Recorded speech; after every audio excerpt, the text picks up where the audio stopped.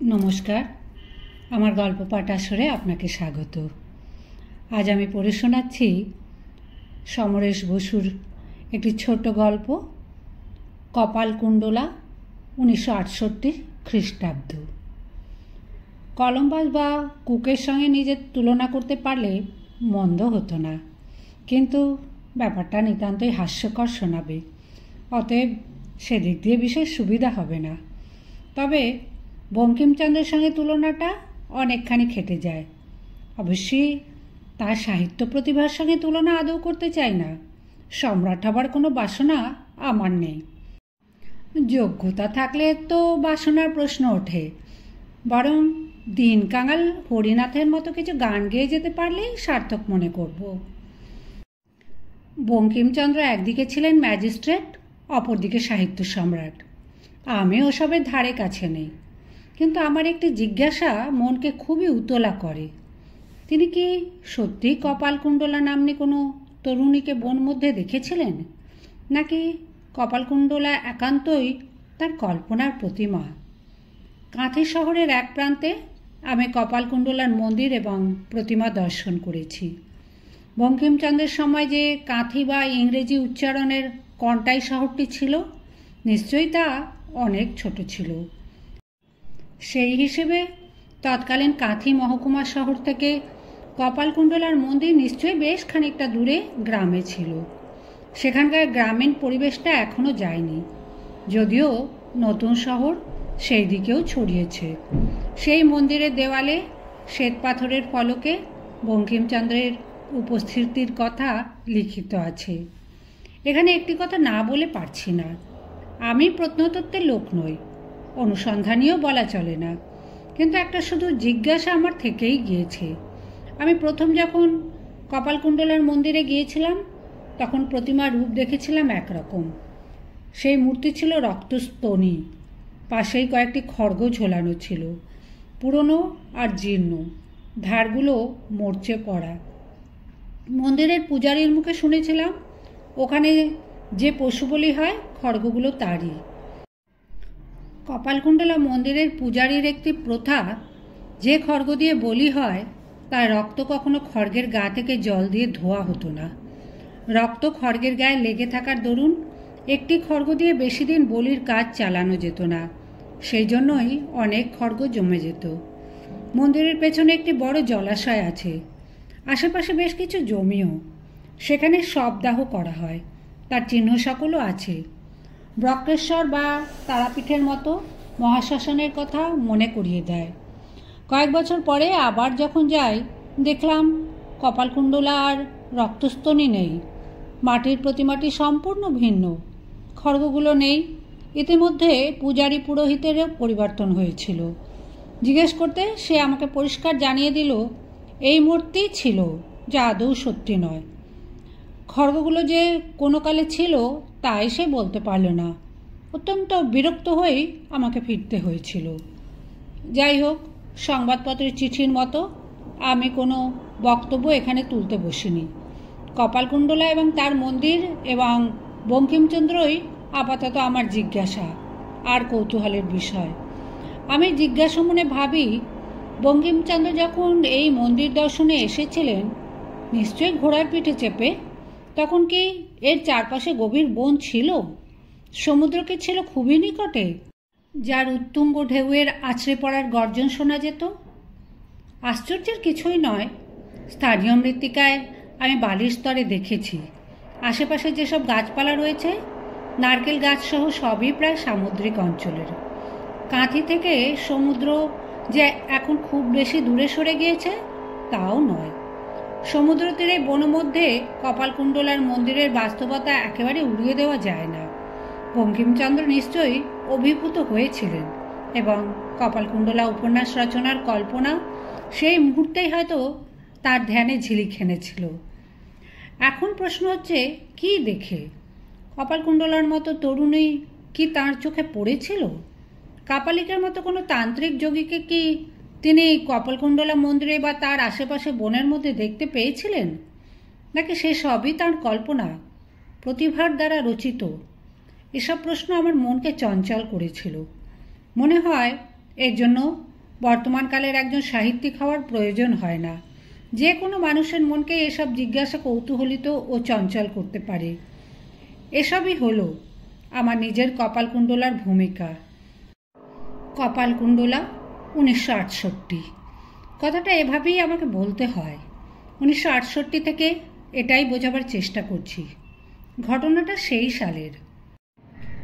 আমরা কয়েকজন বন্ধু সেই সালের শীতের সময় একটি বড় নৌকোয় সুন্দরবন ভ্রমণে বেরিয়েছিলাম। যাত্রা করেছিলাম মোল্লাখালী থেকে।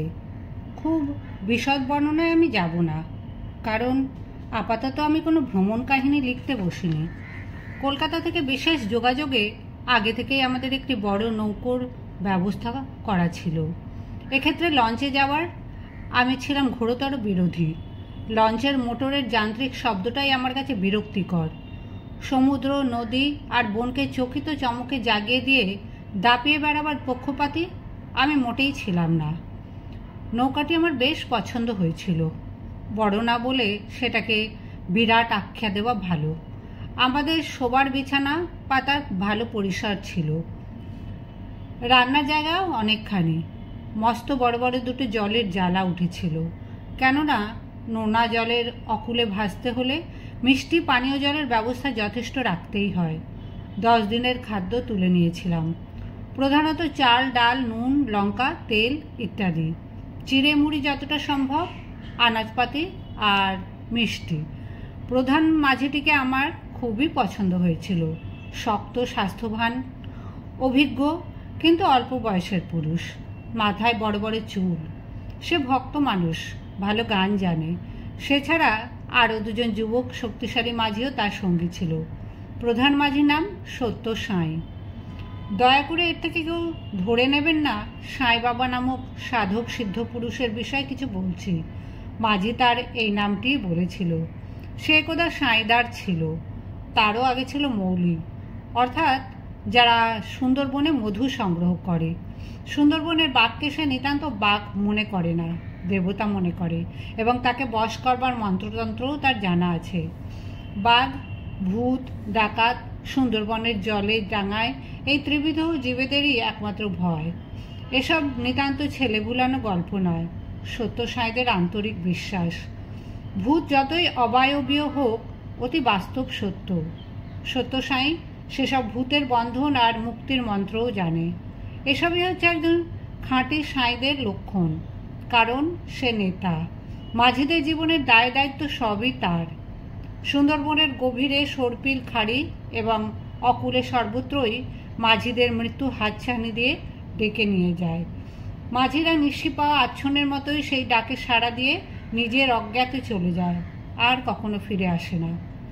সাঁইদারের কাজ সেই সব অদৃশ্য দুরাত্মাদের তীক্ষ্ণ দৃষ্টিতে লক্ষ্য রাখা এবং তাকে বিতাড়িত করা অথবা তুষ্ট করে ফিরিয়ে দেওয়া। বনবিবি প্রধানত ব্যাধির দেবী। অসুখের মধ্যে আমাশয়, কলেরা আর ঘা পাঁচড়া। বনবিবির পূজা এক্ষেত্রে অতি আবশ্যিক। আর দক্ষিণ রায় হলেন ব্যাঘ্র দেবতা, অর্থাৎ দক্ষিণের রাজা। সত্য সাঁইয়ের গল্পের ভাণ্ডার এতই ঐশ্বর্যপূর্ণ, আমি তার কাছে একান্ত গরিব। ধরে নিতে হবে এই যাত্রায় সেই আমাদের রক্ষক এবং নেতা। আমরা তা সর্বাংশে মেনেও নিয়েছিলাম। এবার কপালকুণ্ডলায় কথায় আসা যাক। যাত্রা করবার 3য় দিনে সাতজেলিয়াতে আমরা স্নান করবার সুযোগ নিয়েছিলাম। সাতজেলিয়ার হাটের ধারেই টিউবওয়েল ছিল। শীতের দিন হলেও আমাদের প্রতিটি রোমকূপ একটু মিষ্টি জলে স্নান করবার জন্য উন্মুখ হয়েছিল। মলমূত্রের ত্যাগের জন্য আমাদের সবসময় বিপজ্জনক ব্যবস্থা নিতে হতো। বিপজ্জনক এই কারণে আমরা মাঝিদের পদ্ধতিতে অভ্যস্ত ছিলাম না। নৌকার ধার থেকে একটি দড়ি আর বাঁশের ঝোলানো মই নেমে গিয়েছে জলের গায়ে। সেই মই বেয়ে নিচে নেমে প্রাকৃতিক ক্রিয়ার ব্যবস্থা। বিপজ্জনক বলার কারণ এই না যে সাঁতার না জানা। সাঁতার আমরা সকলেই জানি, কিন্তু সুন্দরবনের নদীর নালায় কেউ নামে না, স্নান তো দূরের কথা। জলে নেমে জল শৌচের কথাও কেউ ভাবে না। সেটা যে কেবল জল লবণাক্ত বলেই তা নয়। কুমির কামটের ভয়। কুমিরের থেকেও স্থানীয় লোকের ভয় কামটকে। কামট হাঙর শ্রেণীর এক জাতীয় হিংস্র জলজন্তু। হাঙরের মতোই অতি তীক্ষ্ণ 2 পাটি দাঁত, আকারেও কম বেশি সেই রকম। রংটা কালো সবুজ শ্যাওলার মতো, মুখ অনেকটা শূকরের মতো ছুঁচলো। অতি ক্ষিপ্র আর দ্রুতগামী এবং সজাগ জলচর প্রাণী। মানুষবাহী নৌকা এবং মনুষ্যবসতির ডাঙার কাছে পিঠেই তারা ঘুরে বেড়ায়, আর সুযোগ পেলেই ধারালো দাঁতে নিমেষে অঙ্গ বিচ্ছিন্ন করে নেয়। কুমির তবু চিবিয়ে খায়, কামড় যান্ত্রিক ধারালো করাতের মতো চোখের পলকে শরীর টুকরো টুকরো করে দেয়। অতঃপর যে আমরা প্রাকৃতিক ক্রিয়াকর্মগুলো সারতে পেরেছি সেটা ভাগ্য বলতে হবে। নোনা জলে স্নান করার কোনো প্রশ্নই ছিল না। সারা গা যে কেবল চটচট করে তাই নয়, শুকিয়ে যাওয়ার পরে চুলকাতে আরম্ভ করে। সুন্দরবনের মাঝিদের একটা বড় চর্মরোগী হলো দাঁত। হাজার কথা তো বাদই দিলাম। সাতজেলিয়াতে আমরা কেবল স্নান করলাম না, জালার জল যতখানি ব্যয় হয়েছিল তা আবার পূর্ণ করে নিলাম। গোটা কয়েক মুরগিও কেনা গেল। সত্যি বলতে কি, মুরগি কেনার কোনো দরকারই আমাদের ছিল না। নিতান্ত মুখের স্বাদ বদলাবার জন্য কেনা হয়েছিল। মাছ আমরা প্রচুর পেতাম। ভোরবেলায় যে কোনো নদীর বুকেই জেলে মাঝিরা যখন জাল তুলত, প্রথম সূর্যালোকে জালে আটক পড়া নীলকান্তমণি রঙের ভেটকির গায়ে যেন 7 রং খেলে যেত, অথবা রূপালী আভাস। অতি তৈলাক্ত স্বাদু মাছ, দামেও পেতাম অনেক কম। সাতজালিয়ার পরে পঞ্চম দিন রাত্রে আমাদের কুমিরখালি পৌঁছবার কথা, এবং সেইখানেই রাত্রিবাস হবে এরকম ঠিক ছিল। কিন্তু সত্যসাইয়ের মতো মাঝেও রাতের অন্ধকারে ঘোষণা করলো পথ ভুল হয়েছে। ইতিমধ্যে রান্না হয়ে গিয়েছিল। আমরা কম্বল আর লেপ মুড়ি দিয়ে ছইয়ের ভেতরে হ্যারিকেনের আলোয় তাস খেলছিলাম। তখন ভাটা চলছিল। পথ ভুলের কথা শুনে বাইরে গেলাম। দুটো দাঁড় পড়ছিল ঝপঝপ করে, আর অন্ধকারে দাঁড়ের আঘাতে জলের মধ্যে ফসফরাসের জন্য অজস্র জোনাকির মতো জল ছিটকে উঠছিল। দিগন্তব্যাপী আর কিছুই দেখা যায় না। তারাভরা আকাশ আর দিগন্তে বিস্তৃত জল মেশামেশি করে আছে। সত্যসাইকে কেমন চিন্তিত আর উদ্বিগ্ন দেখলাম। সে উৎকণ্ঠ হয়ে চারদিকে তীক্ষ্ণ চোখে দেখতে লাগলো। আমরা ভয় পেলাম। বোধহয় নৌকা সমুদ্রের অকুলে টেনে নিয়ে যাচ্ছে। তাকে জিজ্ঞেস করতে সে বলল, সমুদ্র না, ডাকাত। আমরা এখন যেখান দিয়ে যাচ্ছি এখানে প্রায় ডাকাতি হয়। তারপরেই সাঁইদারের নির্দেশ, হ্যারিকেন নিভিয়ে দিন। কেউ বিড়ি সিগারেট খাবেন না। একটি আলোর বিন্দুও যেন দেখা না যায়। কথাবার্তা একদম বন্ধ। একটি কথাও যেন কেউ উচ্চারণ না করি, এবং মাঝিরা ছাড়া আমরা সকলেই যেন ছইয়ের ভেতরে থাকি। এই নির্দেশের পর ছইয়ের মধ্যে আমরা কেবল নিজেদের বুকের স্পন্দনের শব্দ শুনতে লাগলাম। সে শব্দ দাঁড়ের ঝপঝপ শব্দের থেকেও যেন প্রচণ্ড হয়ে বাজছিল। প্রায় ঘণ্টা দেড়েক এইরকম রুদ্ধশ্বাস স্তব্ধতার পরে সত্যসাইয়ের স্বরে বিপদ মুক্তির সাইরেন শুনতে পেলাম। বাবুরা, বাতি জ্বালেন, এবারে খেয়ে নেওয়া যাক, খারাপ জায়গাটা পেরিয়ে এসছি। ভোরবেলা ঝাপসা কুয়াশার আবিষ্কার করা গেল আমরা পাখিরালা বন বিভাগের অফিসের ঘাটের নিচে রয়েছি। আমার এক বন্ধু বোধহয় রাত্রের উদ্বেগের ধকল সহ্য করতে পারছিল না। সে মুখে জল না দিয়ে হুইস্কির বোতল তুলে নিট চুমুক দিল। তারপরে আমরা যখন মোটা মোটা বড় গাছের গুঁড়ির সিঁড়ির নিবে বন বিভাগের অফিসের মাটিতে পা দিলাম, তখনই একটা ঘরের ভেতর থেকে রীতিমতো ধমকানো আর উদ্বিগ্ন চিৎকার শুনতে পেলাম। আরে মশাই, কে আপনারা? কোন সাহসে এখানে উঠে এসেছেন? 3 দিন ধরে একটা বাঘ অফিসের আশেপাশে ঘুরে বেড়াচ্ছে, শিগগির পালান। আমরা নিরস্ত্র বন্ধুরা আর মুহূর্ত বিলম্ব না করে তাড়াতাড়ি সেই পলি পড়া পিছিল কাঠের গুঁড়ির সিঁড়ি বেয়ে নেমে এলাম। একজন আছাড়ও খেলো, কিন্তু আমরা প্রাণে বাঁচলাম। আমার এসব বিষয়কেও বিংশ শতাব্দীর অর্ধশতক অতিক্রান্ত কপালকুণ্ডলার ভূমিকাই বলা যায়। বঙ্কিমচন্দ্রের কপালকুণ্ডলার নবকুমারকে আমাদের মতো বিপত্তি ভোগ করতে হয়নি। কামট, কুমির, ভূত, বাঘ ইত্যাদির কথা কপালকুণ্ডলা পড়তে গেলে মনেই আসে না, বরং আরণ্যর ভয়াবহতার মধ্যে কেমন একটা রোম্যান্টিক ভাবই জেগে ওঠে। তারপরে যখন শুনতে পাই, পথিক তুমি পথ হারাইয়াছ, তখন তো মনে হয় নবকুমারের পরিবর্তে আমি কেন সেখানে উপস্থিত হতে পারলাম না। রমণীশ্বরে সেই কথা উচ্চারিত হওয়া মাত্র সুন্দরবনের ভয়াবহতার কথা আর একটুও মনে থাকে না। সুন্দরবন হয়ে ওঠে এক রহস্যময় নন্দনকানন। এখন বেলা প্রায় 12টা। ভোরবেলায় পাখিরালার স্যাংচুয়ারির মাচায় আমরা চুরি করে উঠেছিলাম। আমাদের কোনো অনুমতি ছিল না এবং বিনা অনুমতিতে অভয়ারণ্যের খালে যাওয়া বা মাচায় ওঠার অধিকার আমাদের ছিল না। কিন্তু আমরা নিরস্ত্র, শিকার আমাদের লক্ষ্য ছিল না। লাভের মধ্যে একটু পাখি দেখা, এই চর্যবৃত্তিটুকু আমরা না করে পারিনি। এমনকি বাঘের ভয় থাকা সত্ত্বেও সেখান থেকে ভাসতে ভাসতে আমরা কুমারীখালির উদ্দেশ্যে রওনা হলাম। বেলা 12টার সময় যখন রান্নাবান্না প্রায় শেষ, আমরা আবার স্নানের জন্য উন্মুখ হলাম, কিন্তু মিষ্টি জল পাওয়ার কোনো উপায় নেই। আমরা কোমরের সংক্ষিপ্ত বাস জড়িয়ে খালি গায়ে মাচার রোদে বসেছিলাম। এমন সময় আমাদের চোখে পড়ল একখণ্ড জমি, একটি ছোট্ট দ্বীপ যেন জলে ভেসে রয়েছে। বড় গাছপালা চোখে না পড়লেও জনমানবহীন ছোট্ট দ্বীপটিকে সবুজ দেখাচ্ছিল। আমাদের সকলের দৃষ্টি দ্বীপটি আকর্ষণ করলো। দ্বীপটির 25-30 হাত দূর দিয়ে আমাদের নৌকা যাচ্ছিল। আমি প্রস্তাব করলাম, মিষ্টি জলের সন্ধান পেয়ে স্নান করতে আমাদের অনেক দেরি হবে। আমরা এই দ্বীপে নেমে গায়ে তেল মাখতে পারি, তারপরে খানিকটা রোদ খেয়ে নোনা জলে স্নানটা সেরে নেওয়া যেতে পারে। গায়ে যা জ্বালা ধরেছে, একটু স্নান না করলে আর চলবে না। আমাদের মধ্যে যে সাঁতার জানে না সে বলল, নোনা জলেই চান করব, কিন্তু জলে নামবো কী করে? এখানে কুমির না থাক, কামট কি নেই? কামটের কথা আমার মনেই ছিল না। আর এক বন্ধু বলল, তাছাড়া এ দ্বীপে আমাদের নামা উচিত হবে কি না সেটাও জানা দরকার। নিঃসন্দেহে সত্য সাঁইয়ের অনুমতি না পেলে আমরা দ্বীপে নামতে পারি না। তবে দ্বীপটি সবুজ দেখে আমার মনে হলো ভরা বর্ষাতেও হয়তো দ্বীপটি পুরোপুরি জলে ডোবে না, অন্যথায় সবুজ হাঁটু সমান জঙ্গলে ভরে উঠত না। আমি সত্য সাঁইয়ের দিকে ফিরে জিজ্ঞেস করলাম, আমরা কি ওই ডাঙায় নেমে একটু তেল মেখে চান করতে পারি?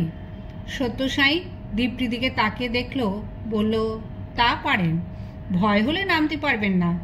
একটা বালতিতে দড়ি বেঁধে দিতেছি, জল তুলি তুলি মাথায় ঢালতে পারবেন। বলেই সে হালে মোচড় দিয়ে মুখ ঘোরালো। তার কথা শুনে বড় আনন্দ পেলাম।